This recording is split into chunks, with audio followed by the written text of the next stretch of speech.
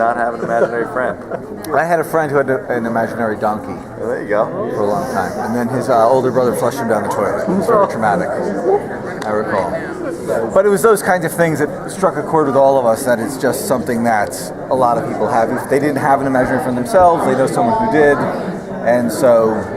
But more importantly, we all have that inner voice, those moments of doubt, that dialogue that we have ongoing with each other, just in our own heads, and that's really, at the end of the day, what Mary is. So, it may not be in the character form, but we all have those moments where, like, what the fuck am I doing?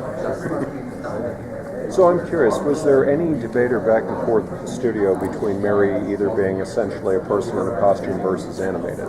No, there never was, because this all started with a general. I had seen Patrick's short film Feast, and Patrick being an animator, we just had a general meeting as I have with people, and I said, "Do you have any ideas for television?" And he said, "I always wanted to do a show about an imaginary friend." So given that was the genesis of it, it was never a question, because Patrick's background is entirely in animation. And then when Adam Goldberg and David came in, it sort of all took shape from there. I don't have anything right now. I have a question. Yeah. I'm a big fan of Rachel Dratch. So talk about the process of choosing her as the right voice for. Well, it was I think the hardest part was finding the actress who could voice Mary and bring it to life in a whole new way. Yeah. And we listened to.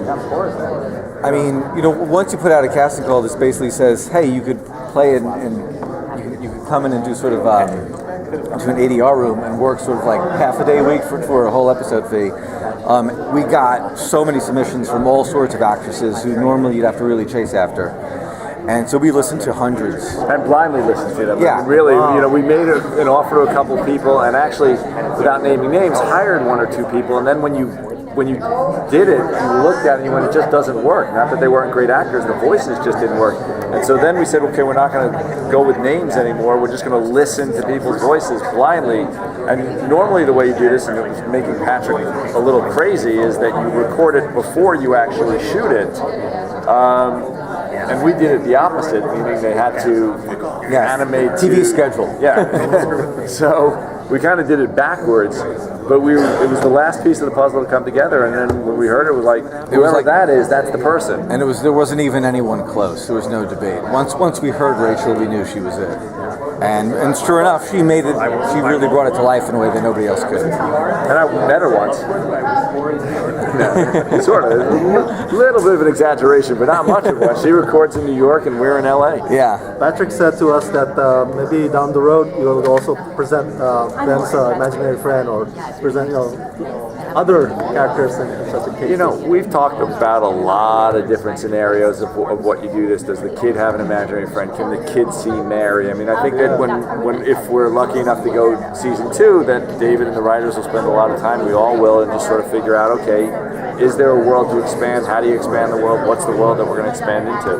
And really, to echo something that Doug said earlier, the show is less about imaginary friends and more about the sort of internal conflict we all have in trying to live our lives to the fullest. So Alice wants to be a single career woman, and with all the great things that sort of go along with it, and now she's met this guy with kids and is debating about whether or not she wants to be in this family, and Mary is really representative, like that sort of dialogue she has within herself about what to do next and how best to navigate this and retain her identity and still have this sort of full life. So from that sense, like, one imaginary friend really seems to serve our purposes best, because that's sort of what it really represents. But how many people can see that imaginary friend? So that was kind of dovetailing into what I was going to ask. Roughly about how far out have you mapped out stories at this point? Well, since it's based somewhat on David's own experience, we know where it's going.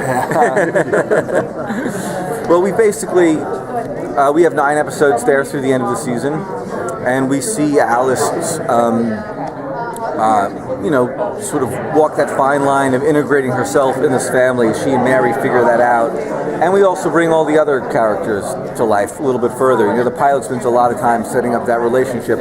We get to spend more time in series exploring the kids and Ben and sort of how they feel about this new woman in their lives and how that all works. So we just really, what we have it nicely is sort of like watching the development of this relationship as everyone gets to know each other better.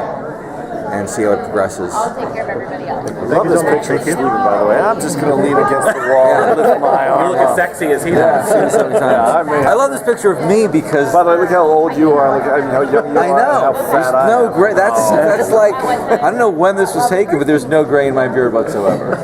That was your high school graduation? Yeah, seriously. That was just yesterday. What are you talking about? Thank you, guys. Thank you. Thank you so much. Take the next table, guys. Sure, and very nice meeting you. Thanks. Nice meeting you. Thank you, guys. Thanks.